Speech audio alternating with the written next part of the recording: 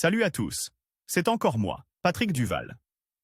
Je vous rappelle que sur ma chaîne, je parle de tout ce qu'on peut faire soi-même. Abonnez-vous si vous aimez bricoler, il y aura plein de choses intéressantes. Et maintenant, passons directement au sujet de cette Pour vidéo. découper rapidement des pièces en bois, vous pouvez fabriquer un accessoire sur une perceuse ou un tournevis. Il fonctionne comme une scie sauteuse, et si vous ne disposez pas encore d'un tel outil, vous pouvez le remplacer avec succès par celui que vous avez fabriqué vous-même.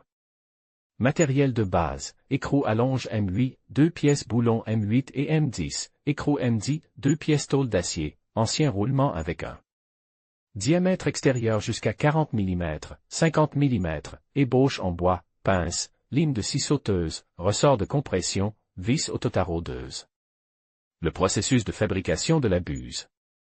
Les écrous allonges sont reliés à un goujon, puis soudent en biais dans la cage intérieure du palier. Ensuite, la face avant du palier est soudée à l'aide d'une tôle d'acier.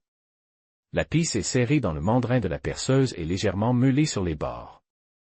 Un tuyau d'égout est ensuite placé sur la perceuse. 2 bouchons sont usines en bois dans le tuyau. Ils sont perces au centre, boulonnent et usinent. Un trou est perce avec un décalage dans l'une des ébauches.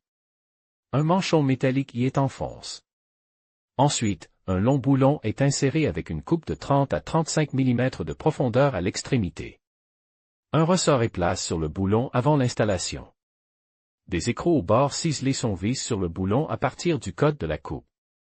Une lime de scie sauteuse est insérée dans l'entaille du boulon et calée à l'aide d'inserts métalliques. La lame est ensuite serrée en dévissant les écrous. Dans le deuxième bouchon, un trou décalé plus large est perce, et il est placé au-dessus de la lime. Il doit ensuite être vissé au bouchon inférieur à l'aide d'une vis autotaraudeuse. Les bouchons avec la lame sont enfoncés dans le tuyau. S'ils pénètrent librement, ils doivent être recouverts de ruban adhésif. Des encoches longitudinales sont pratiquées sur le tuyau du code de la butée de la perceuse, et celle-ci est serrée avec un collier. Lors de la rotation de l'excentrique, le boulon muni d'une lime pousse vers l'avant et revient immédiatement sous l'effet du ressort.